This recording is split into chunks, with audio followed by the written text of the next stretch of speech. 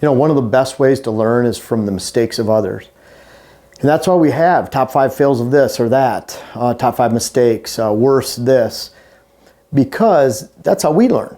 You know, again, I have the luxury of talking to 1,100 plus clients at this point, and I see the consistent failures over and over again, and you see the consistent patterns. Dylan's been to 100 plus clients, and a lot more this year. I think he's going to work 75, 80 days this year too. So it's really adding up that experience level, and you get to see a lot of these mistakes, and I want to bring those mistakes to you. I think that's the best way to learn. I can tell you what to do right, but almost sometimes it's more of a drastic effect if we talk about what's been done wrong. This is an example right here. I don't know if you guys have heard much of Tigerton, Wisconsin, Tigerton area, Tigerton Lumber Company. What's nice is I can pick on the poor deer management in that area, and I'm not mentioning names of any clients or anything like that to, you know, tear down what their efforts have been. It's we have a lot of bad examples. I can put something up on the board. I just don't like to offend people as it goes like that. And I mean, I know there's people that don't mind, but this isn't as personal, and I like that. But overall, there's some pretty bad management. I want to talk about why. And the area is set up for QDM. It's actually a highly sought after, prestigious area that people from Appleton, Green Bay, Wisconsin look for land to buy in that area. There's a lot of nice cabins. I've been to some really nice places there. Might have a $600,000, $700,000 improvement with buildings and garages, cabin, quote cabin, and then 400 acres. So you're talking, could be $2 million improvement in investment with land and cabin. Very poor deer management results. We'll talk about why. They have good QDM minimums, 130 inch, 140 inch minimum you're supposed to shoot. They have food plots. They have, quote, professional timber management. And we're going to break it down with this example, why it's a bad spot for deer management, a bad spot for hunting. I had a client tell me he had about $2 million into his place, a big property, and he asked me, he said, you know, would you rather keep this? And a lot of clients ask this, and in most places you can really work with. But this area, because of neighbors, because of the same thing going on everywhere, you're limited. And so he asked me, would you rather own this or something over by the Mississippi, or something over where I hunt, you know, west side of the state. And then certainly we're on the east side of Minnesota, right across the river. But I told him hands down, I'd rather have half the size parcel, 1/3 the size parcel, and move to the west. Because better deer herd, better deer management practices, better hunting going on, and better timber management and more of an ability. All this is enrolled in MFL, so the amount that you can actually control the timber and cut and manipulate is light, and to not to a very high degree. So number one, we'll talk about roads. The road system that was put through most of these properties go right through the food plots. What does that mean?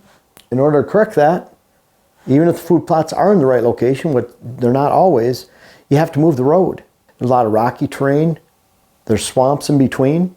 And it's very difficult to move those road access points. Now, roads to access food plots, not a big deal if you're going in there planting, summer maintenance, going for rides in the side-by-side, whatever, going for walks, doesn't really matter. Use those roads still.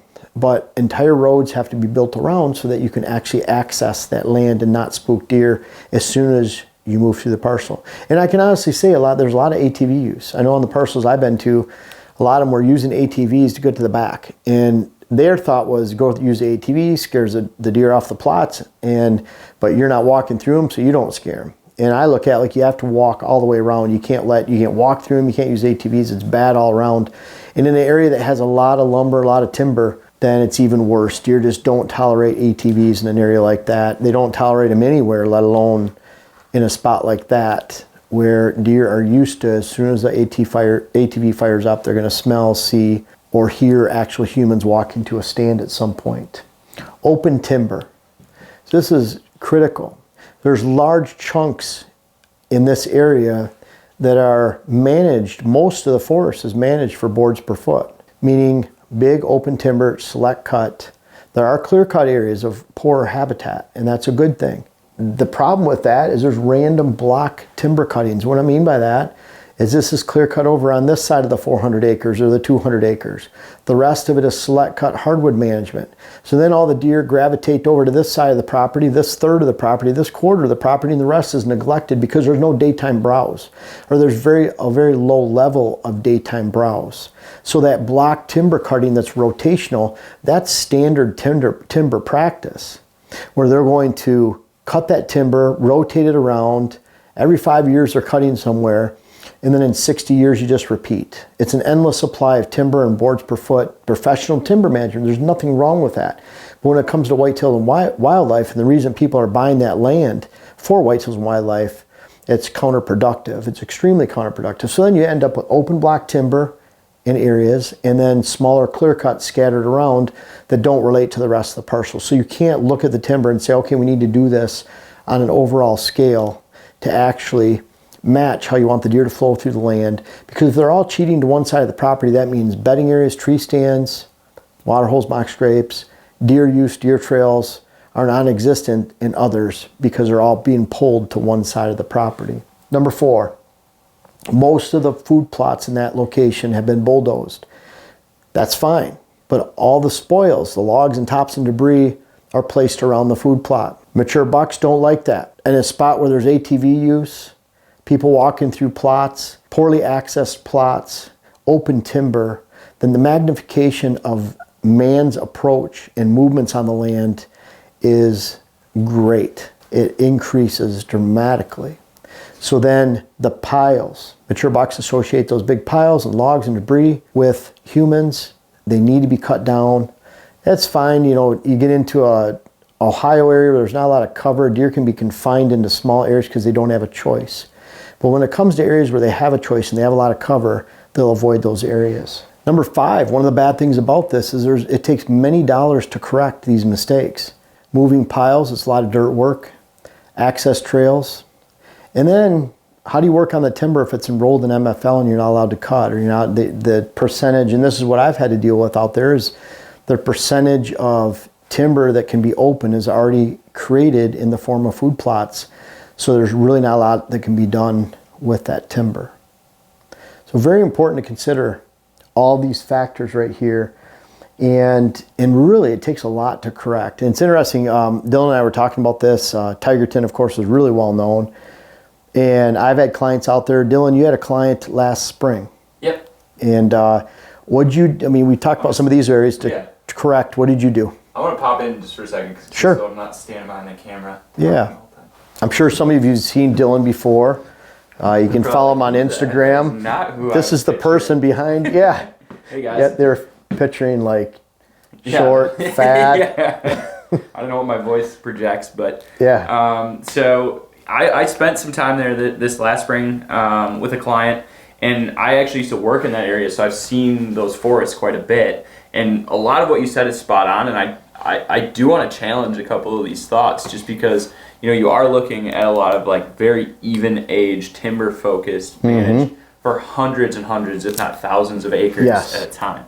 So a lot of these things, and you mentioned that client that you said you'd rather just move areas. Yeah. And I look at a lot of these issues as they are fixable. Yes. It's a drastic change compared to a lot of other parcels that aren't even age timber that then have restrictions on what you can do with the timber if it's enrolled in MFL. So I was fortunate that the clients that I had this spring, I believe they had just bought the property and were re-enrolling it in MFL. So nice. It was perfect timing because the plan came before it got re-enrolled in MFL. That's and perfect. It did work.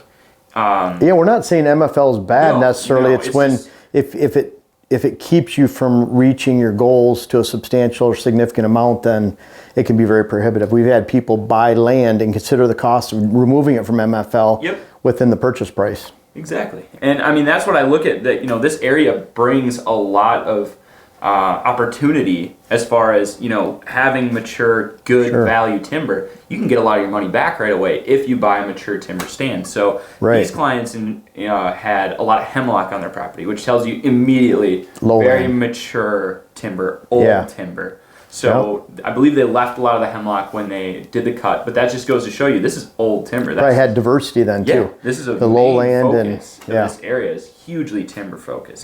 So having this new Tigerton was a lumber company. Yeah, exactly. So having this where you can then come in and remove a lot of that timber and then work on your access from that, I think it creates big opportunity for being the parcel in the area that actually is that daytime focus. Yeah, it's almost like if you're looking for property in the Tigerton area, try to find one that's just getting out of MFL, that you can actually install a quality whitetail program and then enroll your plan back into MFL, your property, so that you can realize the tax advantage. Exactly. I remembered what I was thinking too. One of the things I noticed over there is there's big blocks of timber that are timber company owned still, and you're not allowed to hunt on them, or very few select people can from the timber company, or however that works. They're not open to public land. But there's a lot of those parcels that patchwork management, they'll clear 40 acres here, 80 acres here. So all of a sudden, one of these parcels that can't practice diverse timber management is right next door. Well, where'd all the deer go? They go to that managed piece right over there. And boy, I'd love to hunt some of those because they can be in the middle of big food plots, big property, big control, because they get big. You know, the deer in the area, if they get 5, 6 year olds, they can be some monsters. Absolutely. But when you're driving through the food plots, kicking them off the parcel, having bulldozed, rimmed logs and debris around them, it's not a recipe for success unless, like Dylan, that was a great point. And these clients did a great job. They put a lot of the plan in place. This first year, they cleared, I believe, 5 or 6 acres in food, and then select cut a bunch of other areas. So it's going to thicken up, become that layered, diverse bedding area from that. That's going to offer daytime cover, daytime food, and then they're offering a quality food source to hunt, on and around. That's great. And then you said they had some success this year. They had a good season. I actually am supposed to chat with them here in the next week or so anyway. So I will drop a little bit of that in the video here. Hopefully they have some good photos to share with you guys. But I know that they're very happy with how things are going so far, and they're attacking the plan, which is what we that's what we talked about too in another video. This is an odd buck, muzzleloader buck from Wisconsin this year, but one of the signs of success is a high taxidermy bill. Yep. But there's what we talked about, 4 other signs, and that's good daylight, mature buck ratios, more antlered bucks than the number of does and fawns. Your herd size is increasing as the season progresses, and your number of bucks is also increasing. You have more bucks in November than November. So there's other tests to a property besides shooting deer, and I bet you if they're happy, whether they shot something or not, then that's cool to hear. So bottom line though, this is an example of some bad deer management, but there certainly are ways to correct, and that's why we talked about moving roads, taking down piles, making sure your access is in and out like a predator, and then certainly if you can take it out of MFL in a situation like that and actually work on the timber, you can be the centerpiece in the area, because a lot of parcels are not. So hopefully you can learn from other people's mistakes and learn how to create deer management in your area by avoiding some of these pitfalls that have taken over in this region. Folks, I want to make sure you check out my web class video series, whether it's how to design your food plot program or how to design your property in general. And we have a new one coming out that'll be how to hunt the rut. But these bucks back here are a testament. Some of these bucks go back to 93. They're even in different states. I urge you to check out those web classes so that you can help yourself, help your land, help your hunt. The link is in the description. And also for those that have tried them out, I encourage you to offer some feedback in the comments below. Thank you.